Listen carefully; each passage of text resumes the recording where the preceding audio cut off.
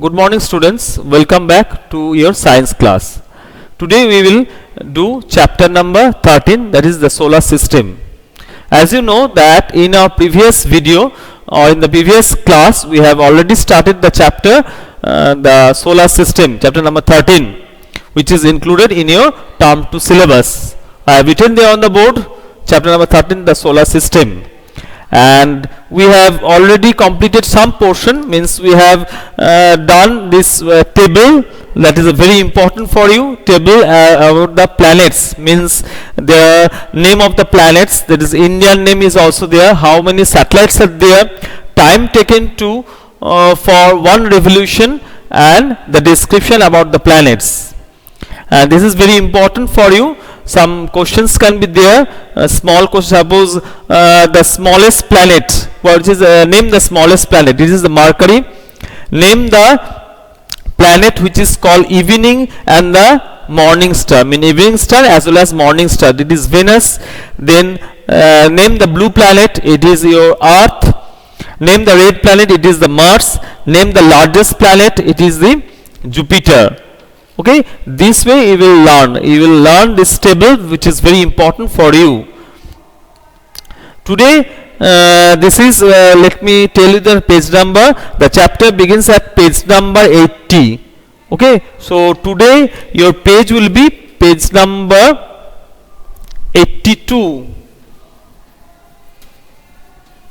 in your science book.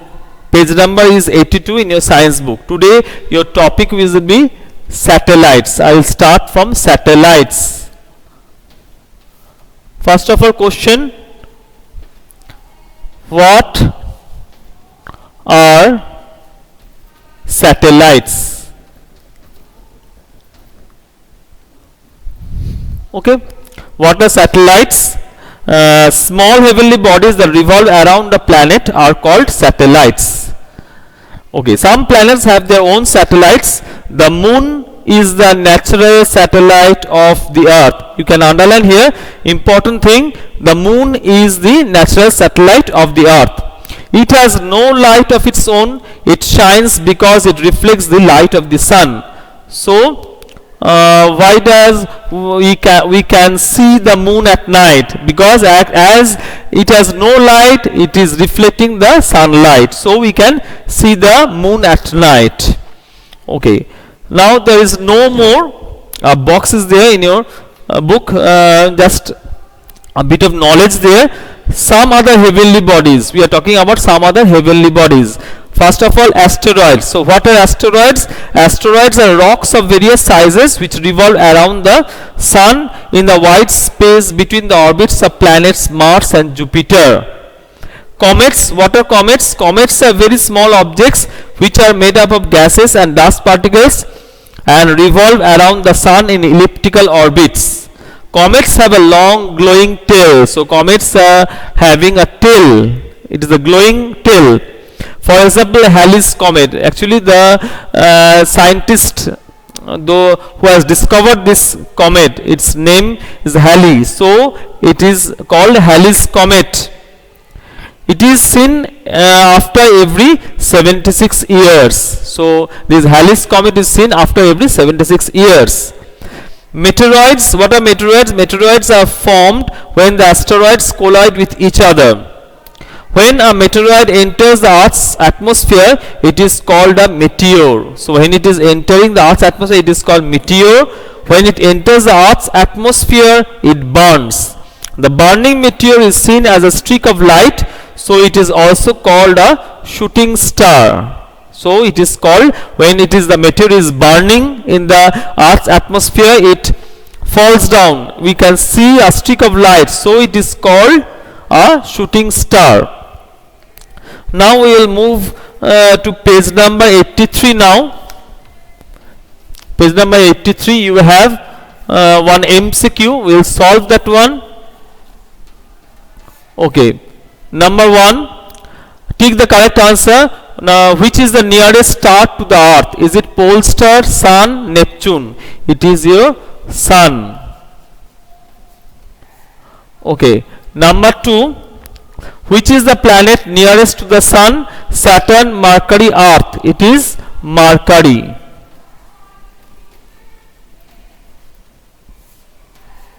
Okay, now Earth. Next is your Earth is a unique planet. Why Earth is called a unique planet? Actually, we are living on the Earth. No, it is we can survive on the Earth. Why? What makes us to survive on this Earth? See, the Earth is the only planet where life exists. Life is possible only on the Earth because of presence of atmosphere, oxygen, and water. So these three things makes our survival fitted on the Earth. We can survive on the Earth due to these three things. What are those things? They are atmosphere, oxygen, and water. The atmosphere also protects us from the harmful ultraviolet rays of the sun. Its surface has mountain, river, valleys, and oceans. It is believed that the Earth was very hot during the early part of its formation. It took millions of years for the Earth to cool down. Okay. So much information was there why Earth is called a unique planet. Now we will talk about structure of the Earth. Structure of the Earth.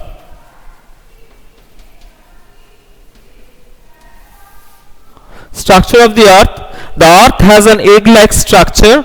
As at its center there is a yolk of metals called core, which is surrounded by an egg white of soft rocks called mantle and an outer shell of hard rocks called crust. Number one, crust. So there are three parts. Actually there are three parts. So crust, number one is crust. This is the outermost layer of the Earth is called the crust. Its thickness varies from place to place. It varies from 6 to 11 km under oceans, but under high mountains it is about 70 km thick. It is made up of rocks. It contains continents and oceans. Life exists on the crust. Number two part is mantle.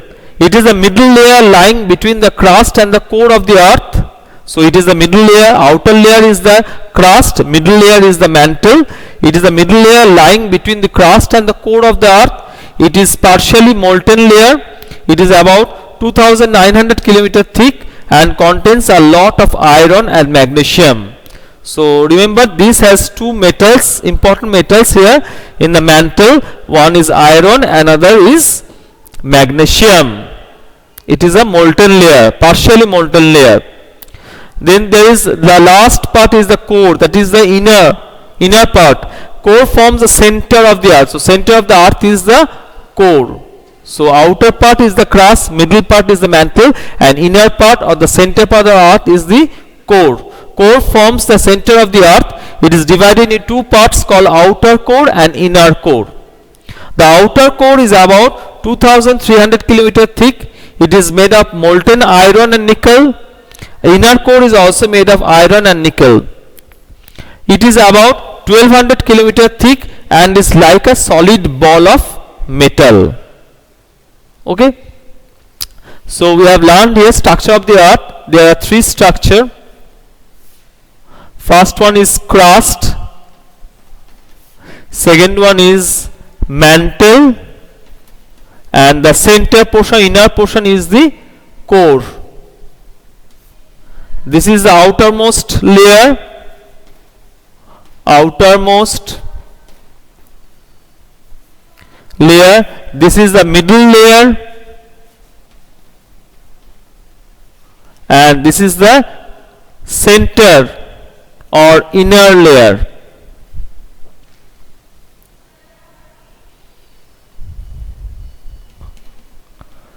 Inner layer.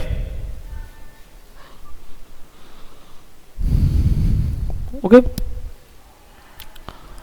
This is from page number 83 I am talking about. Okay. Then page number 84 now. We will move to page number 84.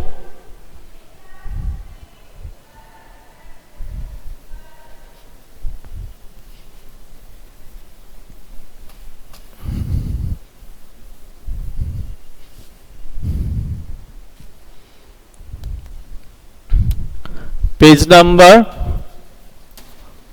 84 now. Okay, no more. See, axis is an imaginary line passing through the center of the earth and coming out from the earth at the north pole and the south pole. So what is an axis? We can learn from there. What is an axis? What is an axis? Axis is an imaginary line passing through the center of the earth and coming out from the earth at the north pole and the south pole. Number 2 is equator. What is an equator? Equator is an imaginary line that divides the earth into two equal halves. Question number 2. What is an equator?